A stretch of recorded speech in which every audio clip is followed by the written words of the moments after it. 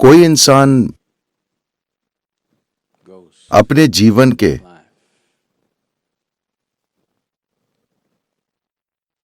भौतिक, आध्यात्मिक या किसी भी आयाम में कितनी दूर जाएगा, ये मूल रूप से इस पर निर्भर करता है कि उसमें कितनी ऊर्जा भरी हुई है।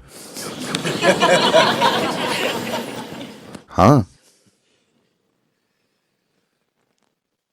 बहुत से लोगों में ढेर सारी ऊर्जा है, मगर उनके अंदर इस ऊर्जा को एक तरह की व्यक्तिगत शक्ति में रूपांतरित करने का ज्ञान या जरूरी प्रणालियां नहीं है। शक्ति किसी और के बारे में नहीं होती, शक्ति आपके बारे में होती है। Power is not about somebody else. Power is about you. आपकी शक्ति की संभावनाएं आपके जीवन की तीव्रता और गहराई को तय करती हैं, और ये भी तय करती हैं कि आप अपने जीवन में जिस क्षेत्र में काम करना चाहते हैं उसमें कितने प्रभावी होंगे। अगर आपको ये शक्ति चाहिए तो आपको अपनी ऊर्जा का इस्तेमाल बुद्धिमानी से करना होगा। Energy can be aggregated into power. ऊर्जा को शक्ति के रूप में इकट्ठा किया जा सकता है, जरूरी ज्ञान और जरूरी साधनों की मदद से, वरना बस अंतहीन विचारों, अंतहीन प्रतिक्रियाओं और चिंताओं से ऊर्जा को नष्ट किया जा सकता है। मैं चाहता हूं कि आप अपने दैनिक जीवन को ध्यान से देखें। एक सरल सी चीज, बस मान लीजिए दिन में आप कितने शब्द बोलते हैं। आप कभी गिनते नहीं? ओह, आपको ऐसा करना चाहिए, आपको गिनने चाहिए। कल एक अनुमान लगाइए कि सुबह से रात तक आप कितने शब्द बोलते हैं। परसों उसे 50% तक कम कर दीजिए और वही चीजें कहिए। आप लोगों से संवाद खत्म नहीं कर रहे, आप अभी संवाद कर रहे हैं, मगर 50% कम शब्दों के साथ। आपकी भाषा कौशल निश्चित रूप से बढ़ जाएगी और आप देखेंगे कि आपके अंदर काफी व्यक्तिगत शक्ति विकसित होगी। देखिए, इस बात के वैज्ञानिक प्रमाण हैं कि अभी जब आप यहां आराम की स्थिति में बैठे हैं, आपकी कम से कम 20% ऊर्जा आपके दिमाग में खर्च हो रही है।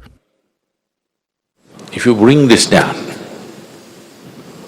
that your brain is not unnecessarily fluctuating and अगर आप अपने दिमाग का बिना वजह अस्थिर होना और हर समय पागल की तरह कूदते रहना कम कर दें, अगर वो स्थिर रहना सीख ले और सिर्फ वही करे जो जरूरी है, तो जबरदस्त व्यक्तिगत शक्ति पैदा होगी। आप अभी अपने मन के साथ ऐसा नहीं कर सकते। अगर आप उसे रोकने की कोशिश करेंगे तो वो और भी पागल हो जाएगा। कम से कम अपने शरीर के साथ ऐसा करें। अपने शब्दों और अपनी शारीरिक गतिविधि को 50% तक कम करें। अगर आप इसे देखना चाहते हैं तो इसे देखें, उसे देखना चाहते हैं उसे देखें, ऐसे मत कीजिए। अगर आप अपने शरीर और शब्दों के साथ ऐसा करते हैं तो ये धीरे धीरे आपके मन में भी प्रकट होने लगेगा। वो अनावश्यक चीजें नहीं करेगा।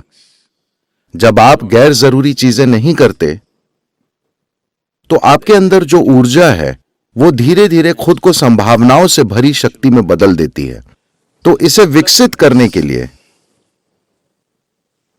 जो आसन आप कर रहे हैं, जो सूर्य नमस्कार आप करते हैं, अगर आप कर रहे हैं,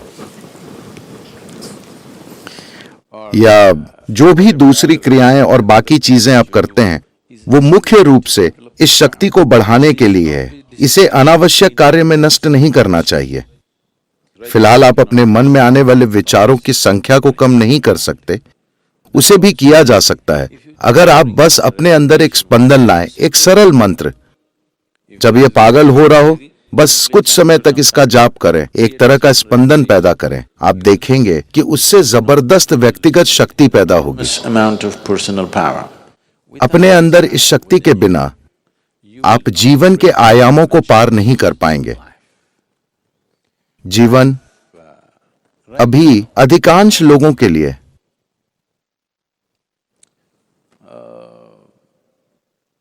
चैतन्य बस एक ग्रंथों का वाक्य है।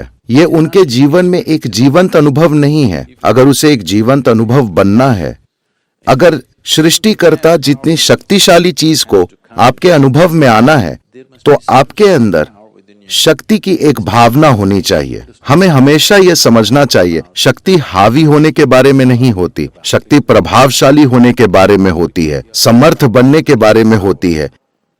जब आप में इस शक्ति की संभावनाएं होती हैं, तब आप इस जीवन से सहजता से गुजरते हैं। इससे फर्क नहीं पड़ता कि आपकी सामाजिक स्थिति क्या है, आर्थिक स्थिति, भौतिक स्थिति क्या है, आप एक राजा की तरह चलते हैं, क्योंकि